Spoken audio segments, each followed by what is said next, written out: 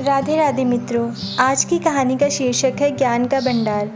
एक बहुत ज्ञानी व्यक्ति था। वो अपनी पीठ पर ज्ञान का भंडार लाद कर चलता था। सारी दुनिया उसकी जयकार करती थी। ज्ञानी अपने ज्ञान पर दंभ करता इतराता फिरता था। एक बार वो किसी पहाड़ी से गुजर रहा था। रास्ते में उसे भूख लग गई।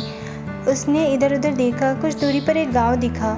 वहाँ एक बुढ़िया इमरती देवी पत्थरों के पीछे अपने लिए रोटी पका रही थी। ज्ञानी व्यक्ति उसके पास पहुँचा और उसने उससे अनुरोध किया कि क्या वो उसे एक रोटी खिला सकती है। बुढ़िया ने कहा, ज़रूर। आदमी ने कहा कि लेकिन उसके पास देने को कुछ नहीं है। हाँ, ज्ञान है, और वो चाहे तो उसे थोड़ा ज्ञान वो दे सकता है। बुढ़िया ने कहा, ठीक है, तुम रोटी खा लो और मेरे एक सवाल का जवाब दे देना। आदमी ने रोटी खाने के बाद बुढ़िया से कहा कि पूछो अपना सवाल। बुढ़िया ने पूछा, तुमने अभी अभी जो रोटी खाई है उसे तुमने अतीत के मन से खाई, वर्तमान के मन से खाई, या फिर भविष्य के मन से खाई है? आदमी अटक गया। उसने अपनी पीठ से ज्ञान की बोरी उतारी और उसमें से बुढ़िया के सवाल का जवाब तलाशने लगा। हजारों पन्ने पलटने के बाद भी उसे उसके सवाल का जवाब नहीं मिला।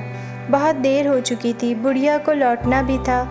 आखिर में उसने उस ज्ञानी से कहा कि तुम रहने दो। इस सवाल का जवाब इतना भी कठिन नहीं था। ज़िंदगी में हर सवाल के जवाब कठिन नहीं होते हैं। इसका तो बहुत सीधा सा जवाब था कि आदमी रोटी मुंह से खाता है, ना कि अतीत, वर्तमान या भविष्य के मन से। वो तो तुम ज्ञानी थे, बड़े आदमी थे। तुमने अपने ज्ञान के बूते खुद को दुरूह बना लिया है, इसलिए हर सवाल के जवाब तुम पीठ पर लदे ज्ञान के बोझ में तलाशते हो।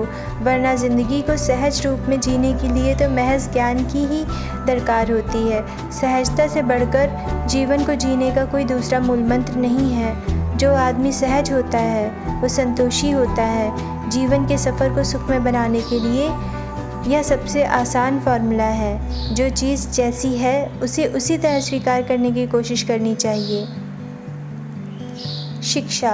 लोग भले कहें कि जो हम पाएंगे वही देंगे, लेकिन इसकी जगह आप यह सोचना कि जो आप दोगे वही पाओगे। जीवन में हर सवाल का जवाब ज्ञान की पीठ पर सवार नहीं होता है। राधे राधे। जय श्री कृष्ण।